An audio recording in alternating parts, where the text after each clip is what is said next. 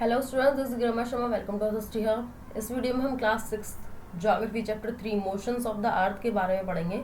Motion of the earth के chapter की revision हम या चैप्टर का एक्सप्लेनेशन हम कर चुके हैं। इस वीडियो में हम चैप्टर की exercise and explanation with solutions करेंगे। अब फर्स्ट क्वेश्चन हमारा मल्टीपल चॉइस क्वेश्चन का first question, the time of the day just after sunset. Sunset के बाद का जो टाइम होता है उसको हम क्या बोलते हैं? Dusk. Second question, the time taken by the earth to complete one revolution. एक रिवोल्यूशन को कंप्लीट करने में अर्थ को कितना टाइम लगता है? 365 दिन और 6 घंटे। यानी कि सन के जब चारों तरफ अर्थ घूमते हैं तो उसको 365 दिन और 6 घंटे लगते हैं। Third question, the earth get its geoid shape. उसकी जो अर्थ की जो जियोड शेप है वो किसके कारण है? रोटेशन के कारण है। Which is the longest day in the northern hemisphere. Northern hemisphere में सबसे बड़ा दिन होता है 21 जून। Second December is 22 December is known as. 22 दिसंबर को हम किस नाम से जानते हैं? Winter solstice. नेक्स्ट क्वेश्चन हमारा fill in the blanks. Fill in the blanks का first question, the earth is tilted at an angle of. Earth कितने डिग्री पे झुकी हुई है? 23.5 डिग्री पे झुकी हुई है अर्थ, 23.5 डिग्री।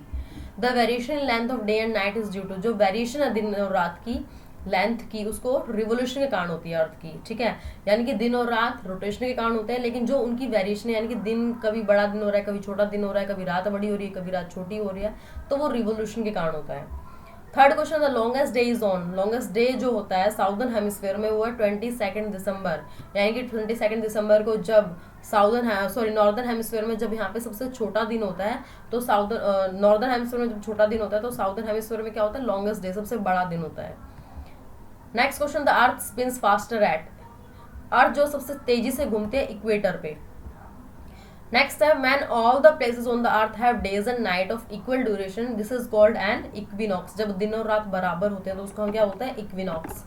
नेक्स्ट क्वेश्चन हमारा राइट ट्रू और false for the following statement. First है, Nicolas Copernicus was a Polish astronomer. बिल्कुल ट्रू है, हमने पढ़ा था।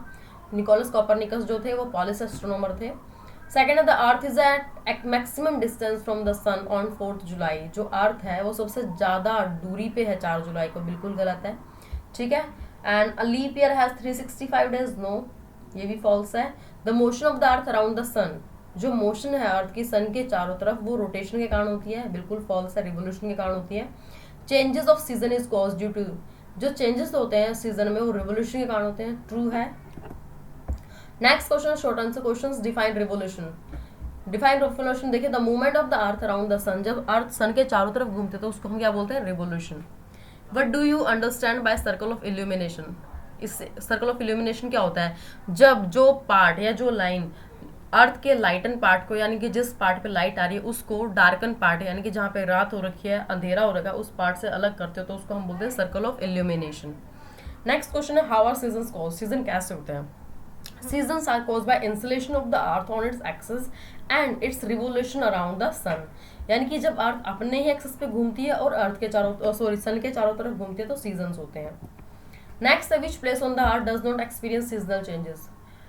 कौन सा अर्थ का प्लेस है जहाँ पे सीजनल चेंजेस नहीं होते? तो वो कौन सा प्लेस है? इक्वेटर। क्योंकि वहाँ पे पूरे साल गर्मी ही रहती है, वहाँ पे ठंड का मौसम नहीं आता, वहाँ पे सनराइज कंटिन्यू आती रहती हैं।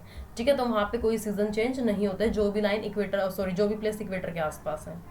Differentiate between perihelion and aphelion. अब फेरिलियन क्या होता है? When the earth is minimum distance. Earth बिल्कुल कम डिस्टेंस पे होती है सन से, वो कब होता है? 4 जनवरी को। और एम्फीलियन क्या होता है? जब अर्थ बहुत ज़्यादा दूर होती है सन से, तो वो कब होता है? 4 जुलाई को। यानी कि सन की अर्थ से सबसे कम दूरी 4 जनवरी को होती है और सबसे ज़्यादा दूरी कब होती है? 4 जुलाई को। लॉन्ग आंसर क्वेश्चंस में फर्स्ट क्वेश्चन है, what will happen if the earth stops rotating. अगर अर्थ रुक जाएगी या वो रोटेट नहीं होगी तो क्या होगा? तो एक साइड अर्थ के दिन ही रहेगा, वहाँ पे हीट बहुत ज़्यादा हो जाएगी, और दूसरे साइड वहाँ पे डार्क ही रहेगा, यानी वहाँ पे हमेशा नाइट ही रहेगी। अब जिस साइड दिन है वो क्या होगा? बहुत ज़्यादा गर्म हो जाएगा, और जिस साइड रात है वो बहुत ज़्यादा ठंडी हो जाएगी, फ्रीज हो जाएगी, और दोनों ही कंडीशंस में लाइफ सर्वाइव नहीं कर सकती, यानी कि अर्थ में भी कोई लाइफ नहीं बचेगी। ठीक है। Next question, what is rotation. Rotation क्या है? The movement of the earth on its axis. अपने ही एक्सेस पे जब अर्थ घूमते हैं तो उसको हम रोटेशन बोलते हैं। अब इससे कुछ इफेक्ट्स हैं। इफेक्ट क्या है? रोटेशन के कारण ही अर्थ के ऊपर दिन और रात होते हैं। ठीक है। अर्थ की जो जियोड शेप है वो भी रोटेशन के कारण ही है, क्योंकि ये बीच में से ब्लज है और इक्वेटर पे से बहुत स्पीड से घूमती है। जो ओशियनिक टाइड आते हैं, यानी कि ओशियंस के अंदर जो बड़े बड़े टाइड्स आते हैं, वो भी किसके कारण आते हैं? अर्थ की रोटेशन के कारण। Third question, explain the position of the sun on 22 December and its effect. Position बतानी है सन की 22 दिसंबर को जो सन है वो सन की साइड साउथ पोल हमारा झुका हुआ होता है, यानी कि साउथ साइड जो वो सन की साइड झुकी हुई होती है। एंड ट्रॉपिक ऑफ कैप्रिकॉर्न पे सन रेज सीधी पड़ती हैं साउदर्न हेमिस्फीयर में, जिसके कारण वहाँ पे डायरेक्ट रेज पड़ेंगी और हीट ज़्यादा होती है। और नॉर्दर्न हेमिस्फीयर में क्या होगा उस टाइम पे, स्लैंटिंग रेज पड़ती है, यानी कि तिरछी किरणें पड़ती हैं, तिरछी रोशनी पड़ती है सन की, और वहाँ पे कम हीट होती है, जिसके कारण वहाँ पे नॉर्दर्न हेमिस्फीयर में क्या होगा, सर्दियाँ होंगी, और साउदर्न हेमिस्फीयर में क्या होगा, वहाँ पे गर्मियाँ ज़्यादा होंगी। और the northern hemisphere experience shortest day, और इसी के कारण नॉर्थ हेमिस्फीयर जो उसके अंदर दिन छोटे होते हैं और रातें बड़ी होती हैं, जबकि साउथ हेमिस्फीयर में उस टाइम पे क्या हुआ, रातें बड़ी होंगी, रातें छोटी होंगी और दिन बड़े होंगे, क्योंकि वहाँ पे क्या होगा, गर्मियाँ होंगी। नेक्स्ट क्वेश्चन है, रमेश का बर्थडे 29 फरवरी को, आप उस साल को क्या बोलोगे। फरवरी, जिस साल में फरवरी में 29 डेज होते हैं, तो हमने पढ़ा था उसको हम क्या बोलेंगे, leap year. It is a leap year in which February month has a 29 days. तो why do only certain February months have 29 days, ऐसा क्यों होता है।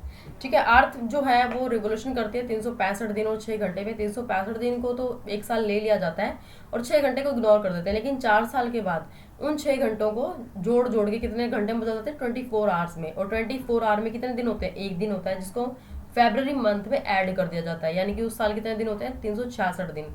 और इस 366 दिन के कारण इसको हम लीप ईयर बोलते हैं। Next question, explain the effect of revolution in detail. Effects बताने हैं रिवोल्यूशन के।